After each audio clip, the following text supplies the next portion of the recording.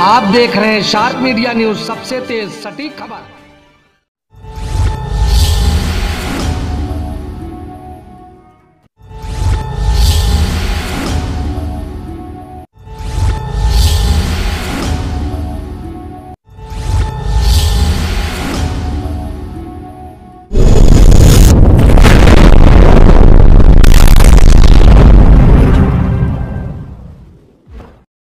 क्या है हकीकत, क्या है फसाना।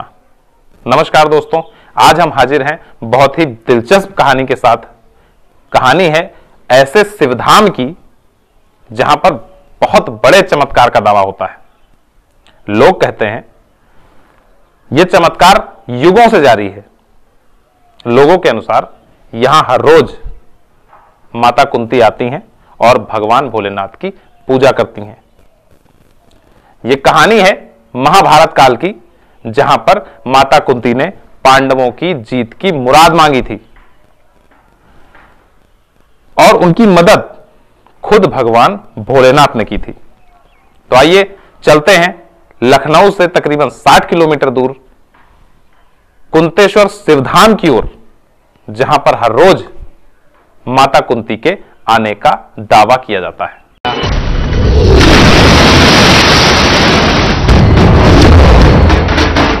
ये कहानी है चमत्कार के एक ऐसे दावे की जो उस मंदिर में रोज महसूस होता है, लेकिन इंसानी आंखों से दिखाई नहीं देता। हर रात किसी मंदिर का बंद होना और अगली सुबह मंदिर में पूजा के निशानों का मिलना, ऐसे दावों से हमारी मुलाकात पहले भी हुई। तो चलते हैं उस रहस्य की ओर जो महाभारत काल से जारी है। देखते हैं उन तस्वीरों का सच जिन्हें चमत्कार मानकर नमस्कार किया जाता है।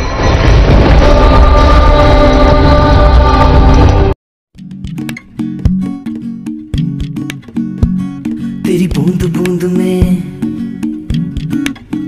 पूजा पानी, बूंद बूंद में, क्योंकि हर पल चाहिए हमें पानी, इसलिए मुझे भरोसा है डॉक्टर एक्वा आरओपी, जिसका पानी है शुद्ध और सेहतमंद। एक सुनसान जंगल और जंगल के बीच बना एक शिवधाम, जिसको हर रोज 3 तालों में बंद किया जाता है। पूरी रात कड़ा पहरा रहता है। ना कोई मंदिर से बाहर आता है और ना ही कोई बाहर से अंदर जाता है। लेकिन फिर भी अगली सुबह जब मंदिर खोला जाता है तो मंदिर के अंदर शिवलिंग पर पूजा के निशान मिलते हैं। कहा जाता है यह सिलसिला युगों से चला आ रहा है। आसपास के गांवों में दंत कथाएं वर्षों से चली आ रही हैं कि उस शिवलिंग की पूजा करने वाला कोई और नहीं, पांडवों की माता कुंती हैं, जो महाभारत काल से हर रोज यहां आती हैं और शिवधाम की पूजा करती हैं। तो शुरू करते हैं एक अदृश्य ताकत के रहस्य की अनोखी पड़ताल शार्प मीडिया के खास संवाददाता धीरेन्द्र सिंह के साथ। इस राज से पर्दा उठाने के लिए हम पूरी तैयारी के साथ अपने सफर पर निकल पड़े।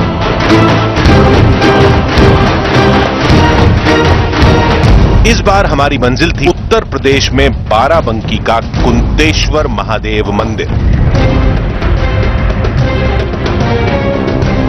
पांडवों से जुड़े उस शिवधाम और उसके रहस्य के बारे में हमने जो जानकारी जुटाई थी, उसके मुताबिक उस जगह से महाभारत की एक कहानी जुड़ती है।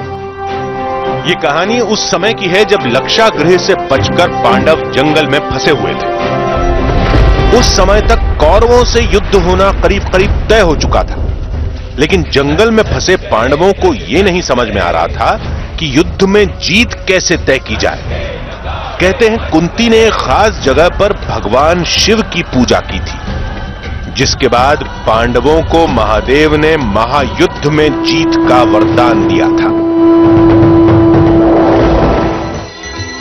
कहते हैं जिस जगह पर वो पूजा हुई थी, उसी जगह पर आज वो शिवधाम है, जहां आज भी हर रात कुंती के आने का दावा किया जाता है।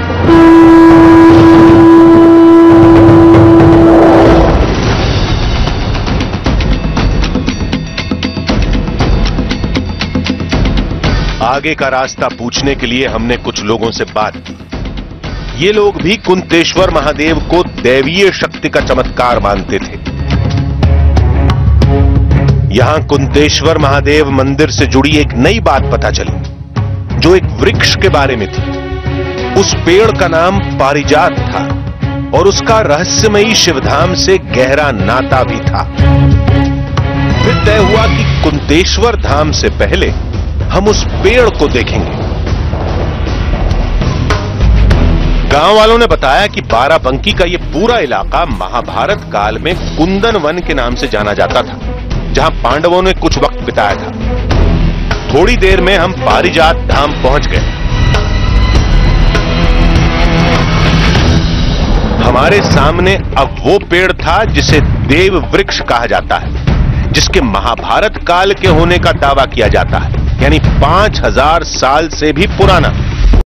जिस फूल का बार बार जिक्र किया जा रहा था, पारिजात वृक्ष, ये वो पारिजात वृक्ष बिल्कुल हमारे ठीक पीछे है। इसी वृक्ष के फूल को ले जा करके माता कुंती प्रतिदिन भगवान शंकर की पूजा करती थी। इसकी जड़ पत्ताल तक है, 6 महीने हरा भरा छिने पज्जा रहता है। समुद्र मंथन हुआ, 14 रत्न का एक रत्न है। ये 6673 साल का पेड़ हो चुका है। इसी का फूल कुंती मां शंकर जी का चयन तब महाभारत पांच पांडवों को विजय हुआ है। देखने में ये एक साधारण पेड़ जैसा ही था, लेकिन इसका आकार बेहद विशाल था। लेकिन जिस फूल का जिक्र कहानी में बार बार आ रहा था, वो हमें पेड़ या इसके आसपास कहीं नहीं दिखा। हमें बताया गया कि अगर पारिजात का फूल देखना है तो वो मंदिर के सिद्ध बाबा के पास मिलेगा। हमें पारिजात का एक पुराना फूल देखने को मिल गया।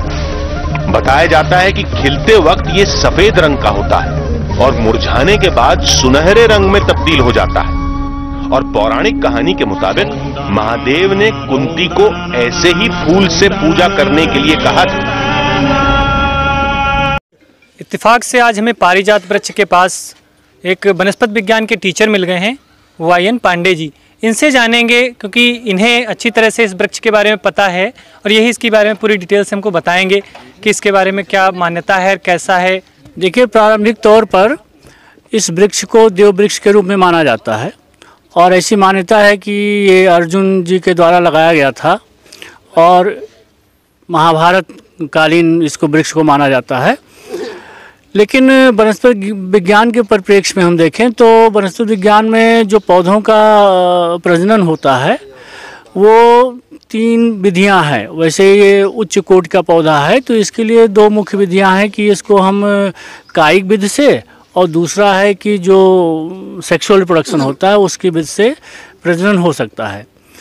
वनस्पति विज्ञान में इन दोनों विधियों का प्रयोग इस वृक्ष के ऊपर किया गया है और मेरा जो अध्ययन है उसमें मैंने पाया है कि NBRI लखनऊ के कई वैज्ञानिक इस पर शोध कार्य किया उन्होंने, और जो प्रौद्योगिकी या बायोटेक्नोलॉजी की जो नवीन विधा है जिसमें टिश्यू कल्चर, ऊतक संवर्धन एक विधि है, उस ऊतक संवर्धन विधि से इस पौधे के ऊतक को लेकर के और कई बार प्रयोग किए गए कि नए पौधे बनाए जा सके, जबकि संसार के अधिकांश पौधों का प्रोपेगेशन ऊतक संवर्धन विधि से किया जा चुका है, लेकिन पारिजात वृक्ष का संवर्धन संभव नहीं हुआ। इसलिए वैज्ञानिकों ने भी ये मान लिया है कि इस वृक्ष की कुछ देव विशेषता है जिसके कारण इसको हम मनुष्य जो है वो प्रोपेगेट नहीं कर पा रहा, मतलब इससे 1 से 2 नहीं बना पा रहा। अगर ये संभव हो जाता तो पारिजात के कई और वृक्ष लगाए जा सकते थे। मैं सोनी पांडे झारखंड से आई हुई हूँ। इस वृक्ष के बारे में मैं 2 बार आ चुकी हूँ यहाँ, इस बार दूसरी बार है। भाई ये जानती हूँ कि ये देव वृक्ष है और इसके बारे में मतलब मान्यता बहुत है, क्योंकि मेरी मन्नत भी पूरी हुई, इसलिए मैं दोबारा आई हूँ यहाँ। मैं यही सुना है कि देव वृक्ष है और कुंती माता जो थी उसको रोज चढ़ाती थी मंदिर में, देव वृक्ष है, मान्यता यही थी। पारिजात तो एक जरिया भर था। यहाँ आने का मकसद कुंतेश्वर महादेव जाना था, जहाँ आज भी हर रात कुंती के आने का दावा किया जाता है। ये दावा हकीकत है या फसाना, इसकी पड़ताल के लिए हमें अगली सुबह आगे बढ़ना था। हमें बताया गया था कि शिव का वो चमत्कारी धाम चंद किलोमीटर की दूरी पर ही है, लेकिन वहां पहुंचने से पहले हमारा सामना घाघरा नदी से होगा, जिसका कुंतेश्वर महादेव के रहस्य से गहरा नाता है।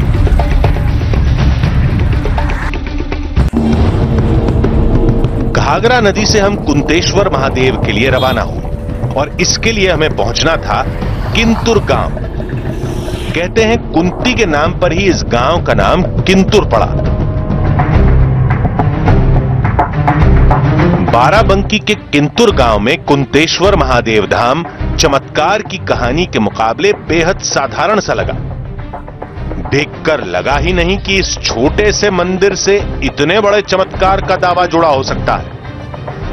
जब अंदर जाकर हमने लोगों से बात की तो सारे शक दूर हो गए। बातचीत में मालूम चला कि हमसे पहले भी कई लोग उस अदृश्य शक्ति को परखने की कोशिश कर चुके हैं, लेकिन सभी नाकाम रहे। लेकिन हम तो पूरी तैयारी के साथ आए थे। फिर हम मंदिर के गर्भगृह में दाखिल हुए। अंदर एक अद्भुत शिवलिंग स्थापित था। दावे के मुताबिक यही वो शिवलिंग है जिसकी पूजा करने रोज आधी रात को पांडवों की मां कुंती खुद आती है। और चमत्कार की ये कहानी शुरू होती है शयन आरती से। अभी शाम होने में वक्त था, तब तक हमने गर्भगृह के चारों तरफ अच्छी तरह से छानबीन की ताकि किसी और रास्ते से शिवलिंग के पास जाने की कोई गुंजाइश न रहे। हर तरह से आश्वस्त होने के बाद हम शाम होने का इंतजार करने लगे।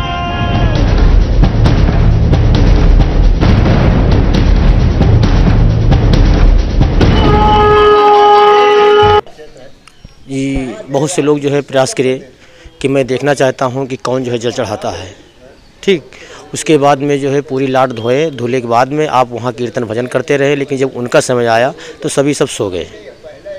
जब उनकी आंख खुली तो देखा उन्होंने कि जल और अक्षत चढ़े हुए मिले। तो उन्होंने भोलेनाथ से विनती मांगी कि आपसे बढ़ के कोई भगवान नहीं है। और बहुत से लोग जो है प्रयास किए लेकिन जो है न सफल हुए। और ये आज तक भी बहुत से दूर दूर से आते हैं लोग, कह जाते हैं कि हाँ हम देखेंगे कौन जल चढ़ाता है, लेकिन उनका जब समय आता है तो भी आ नहीं पाते हैं। और स्थानीय लोगों ने जो कोशिश की, बहुत से लोग कोशिश किए लेकिन हाँ। अच्छा, कौन पूजा कर जाता है? कुंती माता पूजा करती है। आज भी कुंती माता पूजा कर रही हैं और उसी पुष्प से कुंती माता पूजा करती हैं जो पारिजात में पुष्प लगे हैं।